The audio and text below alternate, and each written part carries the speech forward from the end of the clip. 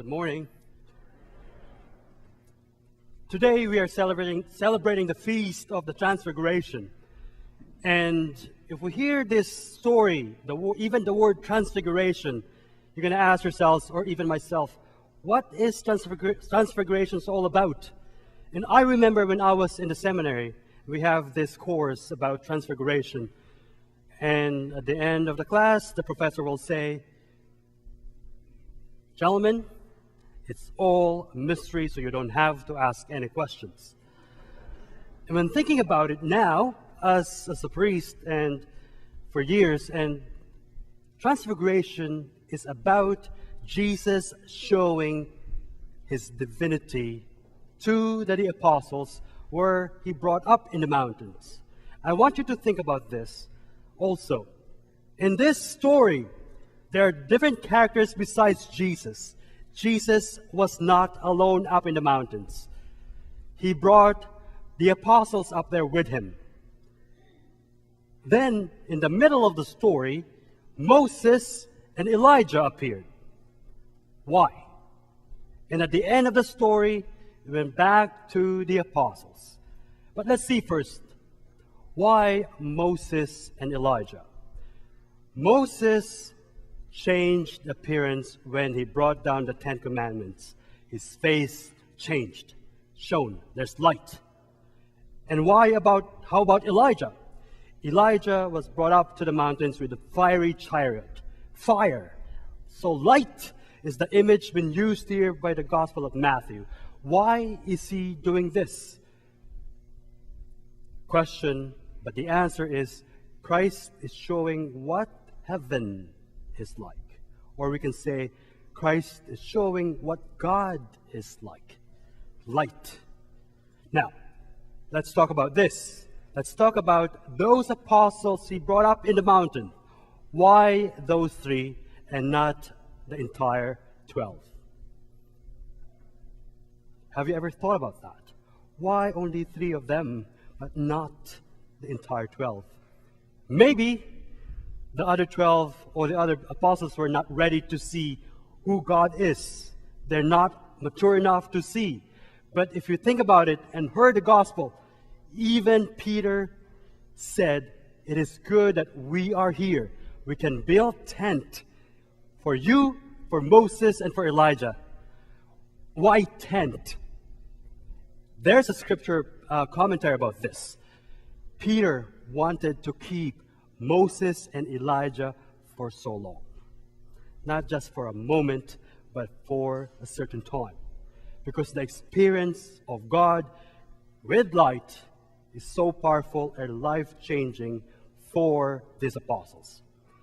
Think about this. The image of new ideas is what? Light, a bulb, something that clicked in your head, something that changed you. You have to do it right. This past month, I had an opportunity to travel, to visit some friends, particularly in Germany, where I have very, very good friends, and I stayed with this particular family for almost a month, and they have 2 children, a boy and a girl. But if you traveled in Europe, what do you notice, especially in Germany? They travel or they go to the city, not by car, but what? With bicycles. And then these 2 kids asked me, "Okay, let's go for ice cream." So we have to go to the city. And then I thought we are going to drive a car, but guess what? No, we're going to do a bike. And I never rode a bike for 10 years. Here in America, we don't do that. I go to Ralph's or the grocery store from my house over there with a car. The problem is, I'm Filipino. Short, dark, and handsome. Thank you for that clap. So, these 2 kids were struggling because they have 5 bicycles at home, and I could not reach the ground. I'm going to fall like this. So this young boy went across the street with their neighbors and borrowed a bicycle. The problem is the bicycle is for a 5-year-old kid. which is, for me, it looks normal because Germans are tall. And so I tried it. It worked. So we were driving along the street, and I hit a patch, and I said, "Oopsie daisies!" And then these two kids helped me out. I said, "Are you okay?" I was fine. I'm just, for 10 years I haven't rode a bike, so that's a problem. But I'm just getting used to it. But I fell down the ground, but I was fine. And then these two kids said, "Are you okay?" But how can I connect this particular story of the bicycle to what we're talking about? In the time of something like an accident or something new, something that clicks your mind and your brain will say, "I need to do something." This is what happened to these two kids. I fell down on the ground. I need to help Father Marlon, or not. I want you to think about this. This is what happened in the Transfiguration story. The apostles are just getting used to the experience of Jesus doing miracles. But now they have a new experience, the experience that happened particularly with Jesus himself. The miracle happened to Jesus alone. Because we're used to hearing Christ is doing miracles for others. But in the Transfiguration, the miracle happened to Jesus himself. The change happened to Jesus alone. What happened to us when we experience new experiences? It clicks. Our brain is turning into something different.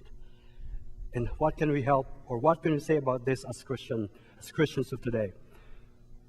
If something happened to us or to our world or to society, whatever your moral compass is that tells you to do what is right, to do what is just, to do what is kind and compassionate, forgiving and loving, I'm going to ask you, do it.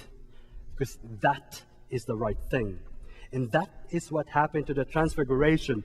The Transfiguration is a very transformative experience, not just with Christ himself, but the apostles especially, who are like us humans. Now, as we celebrate the Transfiguration of Christ, today especially, I want you to look at your hearts, your mind, your soul, and entire body. Whatever you need at the moment, ask God for it, because it will help us to be transformed to something different and better.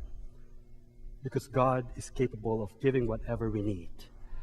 I think we just need to ask specifically what we want and what we need, because God is grace.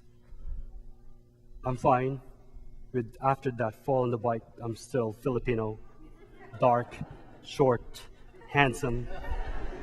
But whatever life gives you, whatever life brings us into, open your heart, because God is full of surprises. We got stuck with life, with work, with school, mindset. I think sometimes we have to change our mindset to be a better person, and let your creative mind work around it, because God is full of light. May God bless us all and bless your day. Thank you.